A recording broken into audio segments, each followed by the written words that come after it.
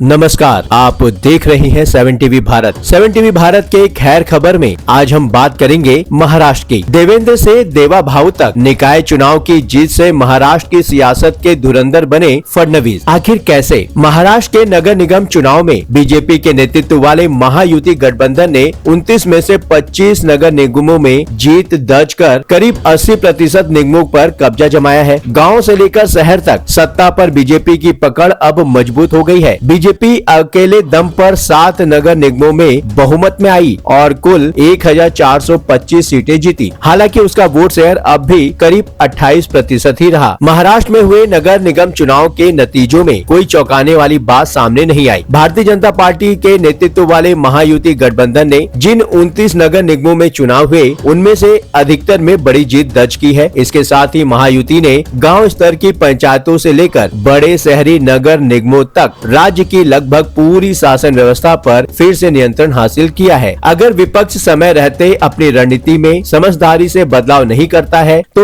इस महीने के अंत में होने वाला जिला परिषद चुनाव में भी उसकी हार हो सकती है। यह स्थिति 2024 के लोकसभा चुनाव में लगे बड़े झटके के महज 20 महीने के भीतर बनी है, जब महाविकास अघाड़ी को 48 में से सिर्फ 17 सीटों पर सिमटना पड़ा था। महायुति की जीत इतनी बड़ी है कि आने वाले लंबे समय तक बीजेपी को विपक्ष से किसी बड़े राजनीतिक खतरे की आशंका नहीं दिखती। आंकड़े बताते हैं कि महायुति ने 29 में से 25 नगर निगमों में जीत दर्ज की है, यानी करीब 80%। हालांकि कुल 2869 सीटों में से गठबंधन को लगभग 18 से कुछ अधिक सीटें मिली, जो करीब 65% बैठता है। अगर यह आंकड़ा 5% और इधर उधर हो जाता तो विपक्ष का प्रदर्शन थोड़ा सम्मानजनक नजर आता। 2017 में महायुति के पास सिर्फ 15 नगर निगम थे, जबकि इस बार बीजेपी ने अकेले दम पर कम से कम 7 नगर निगमों में बहुमत हासिल किया है। इनमें नागपुर, पुणे, पिंपरी चिटवड़, नासिक, नवी मुंबई, पनवेल और धुले शामिल है। बीजेपी ने पूरे राज्य में 1425 सीटें जीती, लेकिन इसके बावजूद उसका वोट शेयर अब भी 30% के आंकड़े को पार नहीं कर पाया। अनुमान है कि इस बार भी बीजेपी को करीब 28% वोट मिले। कुल मतदान प्रतिशत भी करीब 46 से 50% के बीच रहा। ऐसे में पार्टी की ओर से जनता के व्यापक समर्थन के दावे कुछ बढ़ा चढ़ाकर कहे गए लगते हैं। शिवसेना के करीब 14% वोट जोड़ने पर भी महायुति कुल मिलाकर 50% से लगभग 8% नीचे ही रही। इसके बावजूद बीजेपी के कम से कम 20 नगर निगमों में महापौर बनने की संभावना है, जिनमें बृहद मुंबई महानगर पालिका भी शामिल है। बीएमसी देश का सबसे अमीर नगर निकाय है, जिसका बजट करीब 75,000 करोड़ रुपए है, जो बाकी सभी नगर निगमों के कुल बजट से भी ज्यादा है। बीजेपी लंबे समय से इसे हर हाल में जीतना चाहती थी और आखिरकार इसमें सफलता मिल ही गई। हालांकि चुनाव के दौरान धन बल और बाहुबल के इस्तेमाल, बिना मुकाबले 66 सीटें जीतने और स्याही से जुड़ी गड़बड़ियों जैसे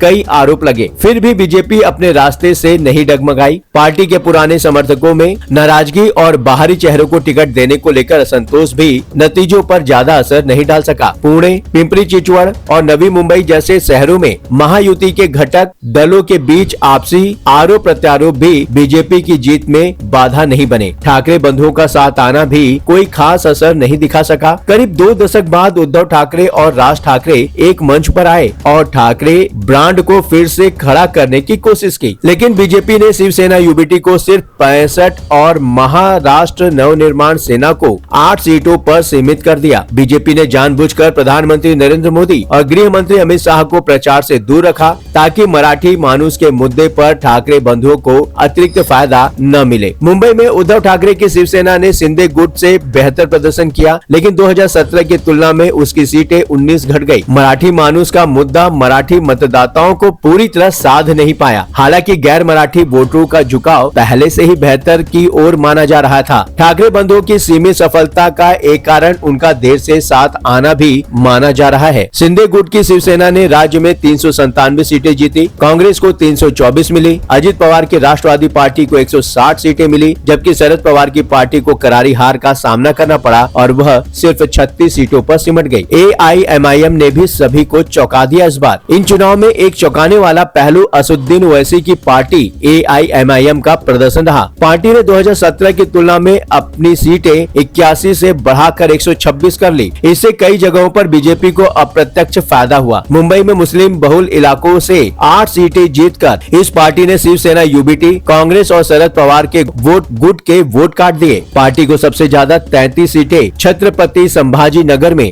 और 21 सीटें मालेगांव में मिली। बीएमसी में बीजेपी का प्रदर्शन कुल मिलाकर शानदार रहा, लेकिन सीटों के लिहाज से बढ़त सिर्फ 60 सीटों की ही रही। 8 साल के अंतराल को देखते हुए यह बढ़त बहुत बड़ी नहीं मानी जा रही है। बीजेपी और शिंदे गुट मिलकर 227 सदस्यीय बीएमसी में बहुमत से सिर्फ 4 सीटें ज्यादा हासिल कर पाए। इसका मतलब है कि बीजेपी को बीएमसी में सत्ता बनाए रखने के लिए उप मुख्यमंत्री एकनाथ शिंदे को साथ रखना जरूरी होगा। अगर शिंदे महापौर पद को लेकर कड़ा रुख अपनाते हैं तो बीजेपी को समझौता करना पड़ सकता है। कांग्रेस ने प्रकाश आंबेडकर की वंचित बहुजन अघाड़ी के साथ गठबंधन तो किया, लेकिन यह कदम देर से उठाया गया। इसके बावजूद लातूर जैसे कुछ नगर निगमों में गठबंधन ने सम्मानजनक प्रदर्शन भी किया है। लेकिन सबसे बड़ा झटका पवार परिवार को लगा, जो 3 साल बाद फिर साथ आया था। पुणे और पिंपरी चिंचवड जैसे गढ़ों में उन्हें बीजेपी से करारी हार मिली। इन सबके बीच सबसे बड़ा राजनीतिक संदेश मुख्यमंत्री देवेंद्र फडणवीस के नेतृत्व को लेकर सामने आया है। उन्होंने अकेले दम पर पूरे राज्य में प्रचार किया, मीडिया और विपक्ष के सवालों का सामना किया और मोदी व शाह जैसे बड़े नेताओं के बिना ही चुनावी जीत दिलाई। नागपुर के एक स्थानीय नेता से लेकर पूरे राज्य के मजबूत नेता बनने तक उनका सफर बेहद तेज रहा है। अब नजरें जिला परिषद चुनाव पर है। अगर वहां भी बीजेपी को जीत मिलती है तो देवेंद्र फडणवीस भविष्य में पार्टी के सबसे बड़े चेहरों में गिने जा सकते हैं। आपको क्या लगता है, जिला परिषद चुनाव में बीजेपी का परफॉर्मेंस अच्छा होगा? आप अपने विचार हमें कमेंट के माध्यम से बता सकते हैं। चैनल को सब्सक्राइब करें, नोटिफिकेशन के लिए बेल आइकन को प्रेस करें। लगातार खबरों के लिए बने रहिए 7 टीवी भारत के साथ।